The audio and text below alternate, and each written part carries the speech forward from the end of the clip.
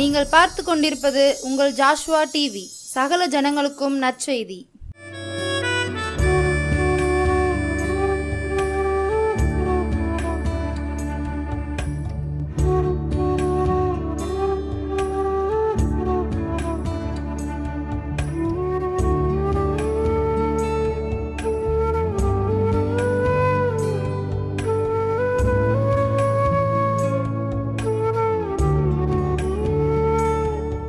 ஹல்லேலூயா. தேவனாகிய கர்த்தரின் திருநாமம் மையப்படட்டும். நம்முடைய உலக இரட்சகர் இயேசு கிறிஸ்துவின் நாமத்தினாலே உங்களை நான் வாழ்த்துகிறேன். இயேசுவின் நாமம் மையப்படட்டும். இந்த நாளிலும் நல்ல செய்தியோடு கூட ஜோசுவா டிவி ஊழியங்கள் வழியாக உங்கள் இருதயங்களில் ஆண்டவருடைய வசனத்தை விதைக்கும்படியாக தேவன் கிருபை செய்திருக்கிறார். ஆண்டவருடைய நாமத்துக்கு மகிமை உண்டாகட்டும். விசுவாச குடும்பத்தார் யாவருக்கும் என் அன்பான வாழ்த்துக்கள். ஆண்டவர் உங்களை ஆசீர்வதிப்பார். இந்த நாளின் நல்ல செய்தியாக மத்தேயு எழுதிய சுவிசேஷம் அதிகாரம் 5 வசனம் 13. நீங்கள் பூமிக்கு உப்பாய் இருக்கிறீர்கள். உப்பானது சாரமற்று போனால் எதினால் சாரமாக்கப்படும்? வெளியே கொட்டப்படுவதற்கும் மனுஷரால் மிதிக்கப்படுவதற்குமே ஒழிய வேறொன்றுக்கும் உதவாது. நீங்கள் பூமிக்கு உப்பாய் இருக்கிறீர்கள்னு ஆண்டவர் இயேசு கிறிஸ்து சொல்கிறாரு. அன்பானவர்களே, ஆண்டவர் சொல்கிறதுக்கு நிறைய பொருட்கள் இருக்குது. சில இடங்களில் கடுகு விதையை பற்றி பேசுகிறாரு, சில இடங்களில் மாவை குறித்து பேசுகிறாரு, சில இடங்களில் மரங்களை குறித்து பேசுகிறாரு, கனிகளை குறித்து பேசுகிறாரு. நிறைய காரியங்களை குறித்து, நிறைய பொருட்களை குறித்து ஆண்டவர் இயேசு கிறிஸ்து பேசியிருக்கிறாரு. இந்த இடத்துல நீங்கள் உப்பாக இருக்கீங்கன்னு ஆண்டவர் இயேசு சொல்கிறார். ஆண்டவர் சொல்லணுன்னா நிறைய பொருட்கள் இருக்குது இல்லையா? நீங்கள் பூமிக்கு தேங்காவாக இருக்கீங்க, நீங்கள் பூமிக்கு மாங்காவாக இருக்கீங்க, நீங்கள் பூமிக்கு இல்லையா, அதாவது மிளகாய் இருக்கிறீங்க. இப்படி எந்த பொருளைனாலும் என்ன செய்யலாம்? ஆண்டவர் இயேசு கிறிஸ்து சொல்லி இருக்கலாம். ஆனால் ஆண்டவர் சர்க்கரை, மற்ற பழங்கள், சமையலுக்கு உபயோகப்படும் பொருட்கள், வேறு எதையும் சொல்லாமல் நீங்கள் உப்பாக இருக்கீங்கன்னு சொல்கிறார் இல்லையா? பாருங்கள் அன்பானவர்களே, ஏன் ஆண்டவர் இயேசு கிறிஸ்து எல்லா பொருட்களையும் விட்டுட்டு உப்பை எடுத்து அந்த உப்புக்கு உவமையாக நம்ம வாழ்க்கையை ஏன் சொன்னார் அப்படின்னு நம்ம சிந்திக்கணும். ஏன் நம்மளை உப்பை உருவகப்படுத்தி சொல்லியிருக்கிறார்? நீங்கள் உப்பு, நீ உப்பாக இருக்க அப்படின்னு இயேசு ஏன் சொல்லியிருக்கிறார்? ஏன் உப்பை பற்றி சொன்னார் அப்படின்னு நம்ம பார்த்தோம் அப்படின்னா, பாருங்கள், உப்பில் 2 தன்மை இருக்குது. ஒரு உப்பு பயன்படுது, உதவுது. இன்னொரு உப்பு உதவலை, வெளியே கொட்டப்படுது. அது மனுஷரால் மிதிக்கப்படுது. வெளியே கொட்டப்படுகிற உப்பு சாரம் இல்லாத உப்பாக இருக்குது. மதிக்கப்படுகிற உப்பு சாரம் உள்ள நல்ல உப்பாக இருக்குது. உப்புடைய தன்மை நம்ம பார்த்தோம் அப்படின்னா கெட்டு போகாமல் பாதுகாக்கக்கூடியது. அதனுடைய முதல் காரியம் என்னென்னா, ஒரு பொருளை கெடாமல் பாதுகாக்கிற தன்மை கொண்டது உப்பு. இன்னொன்று வாழ்க்கையில் சுவையை கொடுக்கக்கூடியது. நம்ம வாழ்க்கையில் நம்ம செய்கிற எல்லா சமையல்லையும் நம்ம என்ன சேர்த்துக்கிறோம்? உப்பை சேர்த்துக்கிறோம். நம்ம சொல்லுகிறோம் இல்லையா, உப்பு இல்லாத பண்டம் குப்பையில் தான் போட முடியும் அப்படின்னு சொல்லுவாங்க. அந்த மாதிரி உப்பு எல்லா விதத்துலேயும் நம்ம வாழ்க்கைக்கு பயன்பட்டு கொண்டு இருக்குது. அந்த உப்பு நல்ல விதமாக தான் பயன்படுது மனிதர்களுக்கு. அந்த உப்பு அவங்க வாழ்க்கைக்கு சுவையை சேர்க்கிறதா இருக்குது. நாம் இந்த மக்கள் மத்தியில் நம்ம வாழ்ந்து கொண்டு இருக்கிறோம். நாம் எப்படிப்பட்டவர்களாக வாழணும் அப்படின்னா, ஒரு நல்ல உப்பாக இருக்கணும். நல்ல உப்பு. நல்ல உப்பின் தன்மை என்ன அப்படின்னு பார்த்தீங்கன்னா, இந்த உப்பு கிட்டத்தட்ட பல ஆயிரம் பொருட்களை கெடாமல் இன்னைய வரைக்கும் பாதுகாக்கப்படுறதுக்கு உப்பு அந்த காலம் முதல் இந்த காலம் வரைக்கும் மனிதர்களுடைய வாழ்வியலில் பயன்படுத்தப்பட்டு கொண்டே இருக்குது. அந்த காலம் முதல் இந்த காலம் வரைக்கும் பல ஆயிரம் பொருட்கள் உப்பால் பதப்படுத்தப்பட்டு உப்பால் அது கெடாமல் பாதுகாக்கப்பட்டு கொண்டே இருந்து வருகிறது.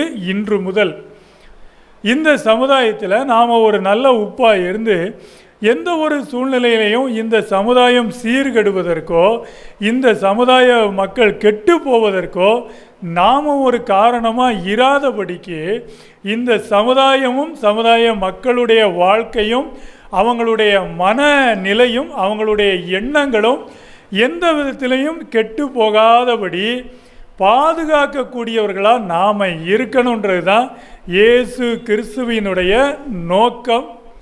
அது அவருடைய எதிர்பார்ப்பு. அல்லேலூயா.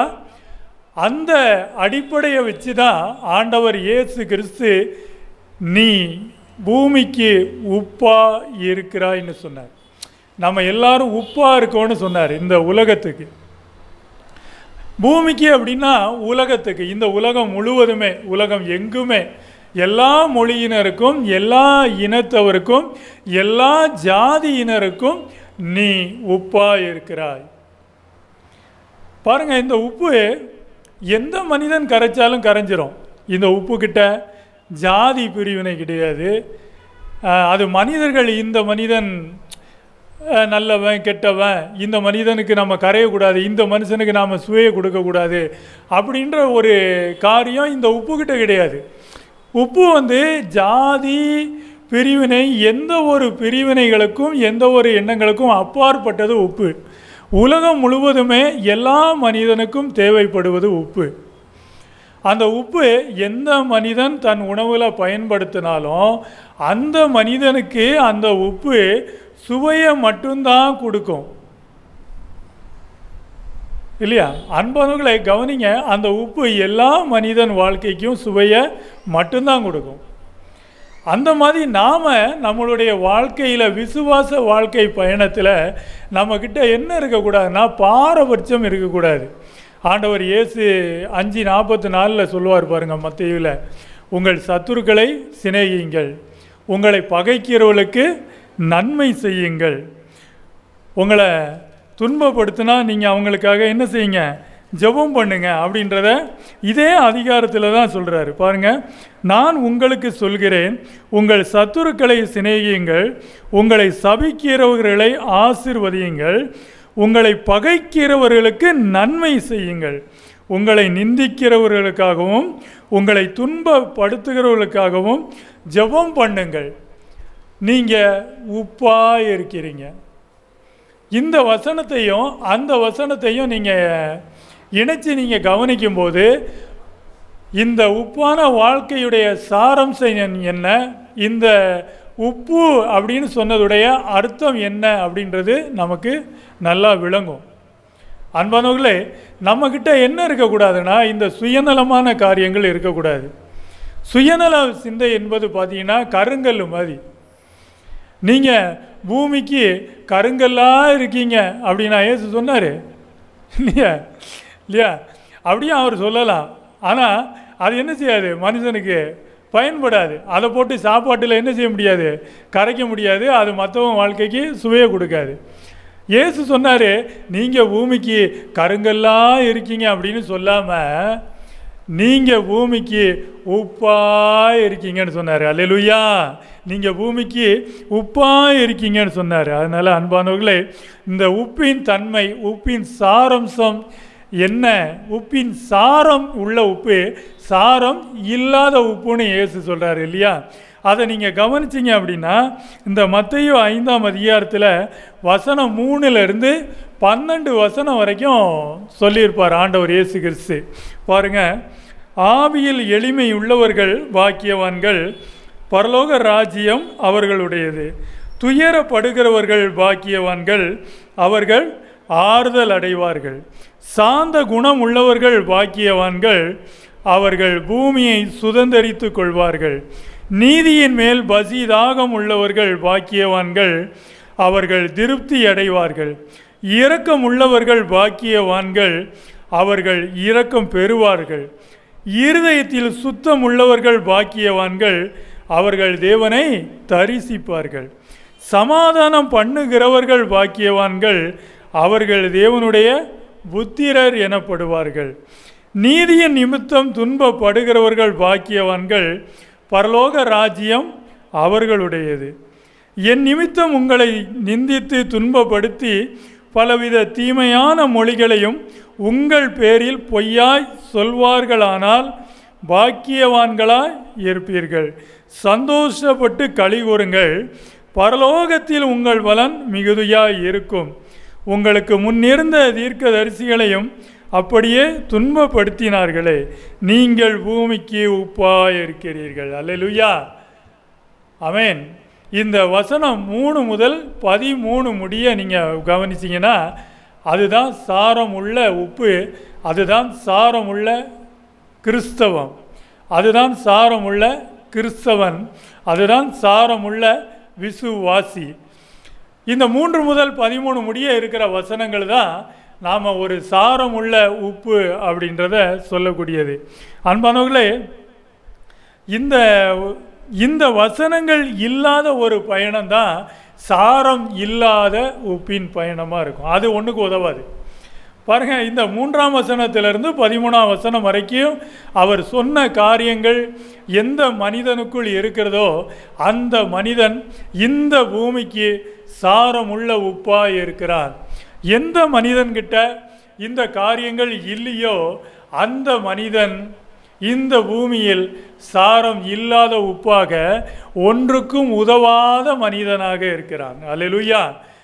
அன்பானவர்களே, இதை அடிப்படையாக கொண்டுதான் ஆண்டவர் இயேசு கிறிஸ்து அந்த 13ஆவது வசனத்தில் சொன்னார், நீங்கள் உப்பா இருக்கிறீர்கள்னு சொன்னார்.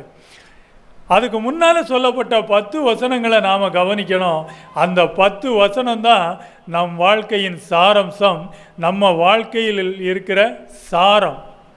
இந்த சாரத்தன்மை நம்ம வாழ்க்கையில் இருக்கும்போது தான், இந்த குணநலங்கள் நம்ம வாழ்க்கையில் இருக்கும்போது தான் நாம் இந்த பூமிக்கு உப்பாக இருக்கிறோம். நம்ம குடும்பம் கெட்டு போகாமல் நம்ம பாதுகாக்கிறோம். நம்ம வாழ்கிற ஊர் பகுதி, நம்மளுடைய ஊர் கெட்டு போகாமல் பாதுகாக்கிறோம். அதை தாண்டி பூமி எங்கும், உலகம் எங்கும் சமுதாயம் கெடாமல் பாதுகாக்கிறதான நல்ல வார்த்தைகளை, ஆண்டவருடைய வார்த்தைகளை பேசி அதை பாதுகாத்து கொள்ளக்கூடியதான ஒரு சாரமுள்ள தன்மை நமக்குள்ளே இருக்குமே. ஆனால் அதை குறித்து இயேசு சந்தோஷப்படுகிறார். அல்லேலூயா.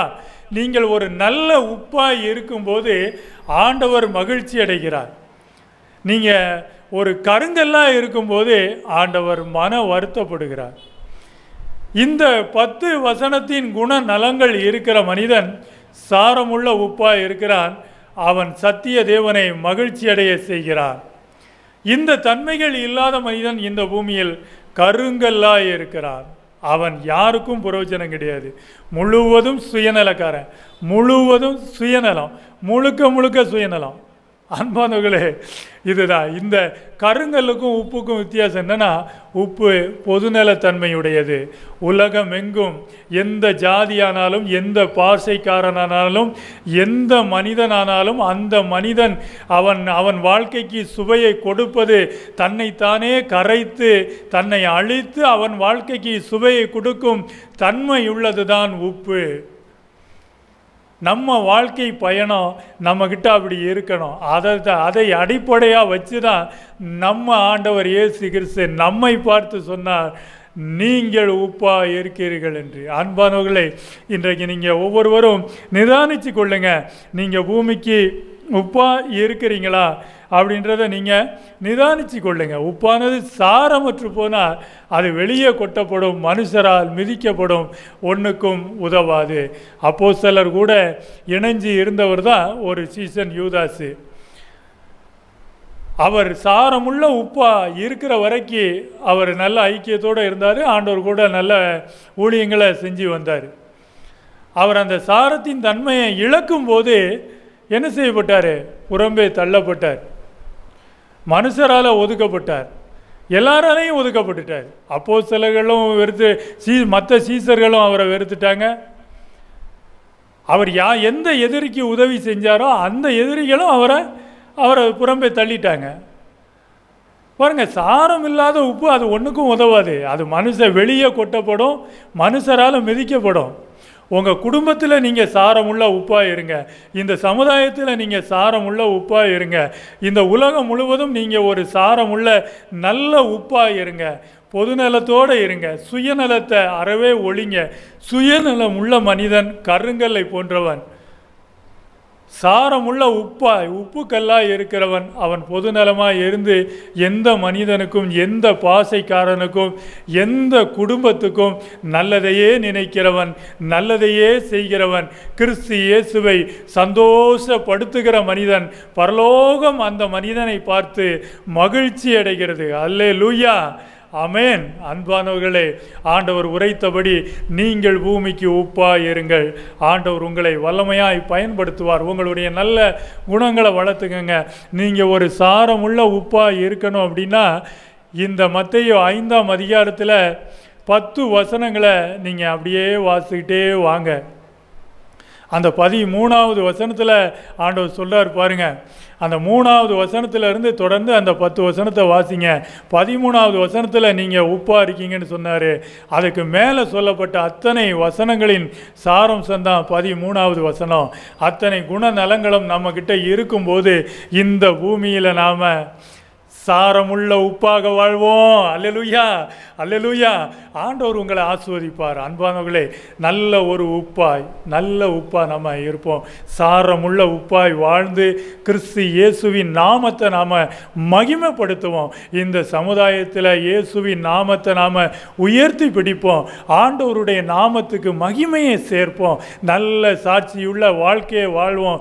எந்த மனிதனையும் பாரபட்சம் பார்க்காம எந்த மனிதனுக்கும் நல்லதை மட்டுமே செய்வோம். நல்ல உதவிகளை செய்வோம். நல்ல எண்ணங்களோடு நாம் தொடர்ந்து வாழ்வோம். அப்படி வாழும்போது தான் நாம் சாரமுள்ள நல்ல உப்பு. அல்லேலூயா, அல்லேலூயா. ஆண்டவர் உங்களை ஆசீர்வதிப்பாராக. இந்த நாளிலும் இந்த ஒரு நல்ல வார்த்தையை நீங்கள் கேட்டிருக்கீங்க. இந்த நல்ல வார்த்தையின்படி நல்ல சாரமுள்ள உப்பாக நீங்கள் வாழ்ந்து உங்கள் விசுவாச வாழ்க்கையை நீங்கள் தொடர்ந்து ஓடும்படியா இயேசு நாமத்தினால உங்களை நான் வாழ்த்துறேன். ஆண்டவர் உங்களை ஆசீர்வதிப்பாராக. ஜெபிப்போம். எங்களை நேசிக்கிற எங்கள் அன்பான தெய்வமே இயேசு கிறிஸ்துவே, உமக்கு நன்றியை செலுத்துகிறேன். எங்கள் தேவனாகிய கர்த்தர், கடந்த நாள் வரையிலும் அப்பா எங்களை கண்ணின் மணியாய் பாதுகாத்தீங்க. இந்த நாளில் கர்த்தாவே இந்த ஜோசுவா டிவி ஊழியங்கள் வழியாக இந்த நல்ல விதைகளை கர்த்தாவே இருதயங்களில் விதைக்க நீங்கள் கிருபை செஞ்சீங்க. இதோ ஆண்டவரே, உங்கள் ஆசீர்வாதத்தினாலும் பரிசுத்த ஆவியின் வல்லமையினாலும் பரிசுத்த ஆவியின் வரத்தோடும் கூட ஆண்டவரே இந்த வசனங்களை விதைத்து இருக்கிறேன். அடியேன் கர்த்தராகிய இயேசு கிறிஸ்து தேவரீர் அப்பா இந்த விதைக்கப்பட்ட விதைகளை ஆசீர்வதிங்க. இந்த ஆசீர்வாதத்தின் நேரத்தில் உங்கள் கரம் எங்களோடு கூட இருந்து இந்த நல்ல செய்தியை ஆசீர்வதித்து விதைக்க செய்ததற்காய் உங்கள் நாமத்துக்கு கொடான கோடி நன்றிகள் செலுத்துகிறேன் அப்பா. இந்த நல்ல செய்தியை கேட்ட ஒவ்வொரு ஆத்துமாவையும் இயேசுவின் நாமத்தினால் வாழ்த்துகிறேன். இயேசுவின் நாமத்தில் ஆசீர்வதிக்கிறேன். தொடர்ந்து கர்த்தாவே இவர்களை உங்கள் சமாதானத்தோடு சந்தோஷத்தோடும் உங்கள் கிருபையோடும் உங்கள் இரக்கத்தோடும் நிரப்பி ஆண்டவர்களே இவர்களை ஆசீர்வதிப்பீராக. உங்கள் திரு நாமம் ஒன்றே இந்த பூமியில் மகிமைப்படட்டும் அப்பா. நீங்கள் பூமிக்கு உப்பாய் இருக்கிறீர்கள் என்ற வார்த்தையின்படியே தொடர்ந்து உங்கள் நாமம் மகிமைப்படும் விதமாக சாரமுள்ள உப்பாய் வாழ இயேசுவின் நாமத்தினாலே பலப்படுத்துவீராக. என்னை பலப்படுத்துகிற கிறிஸ்துவினாலே எல்லாவற்றையும் செய்ய எனக்கு பலன் உண்டு என்ற வார்த்தையின்படியே எல்லாவற்றையும் சாரமுள்ள உப்பாக கர்த்தாவே அப்பா இந்த சமுதாயத்தில் வாழ்ந்து உங்கள் நாமம் மகிமைப்பட ஒவ்வொரு விசுவாச குடும்பத்தாரும் ஜீவிக்க இயேசுவின் நாமத்தில் வாழ்த்தி ஆசீர்வதித்து ஜெபிக்கிறேன் என் ஜீவனுள்ள நல்ல பிதாவே. ஆமேன், ஆமேன், ஆமேன். அல்லேலூயா. ஆண்டவருக்கு மகிமை.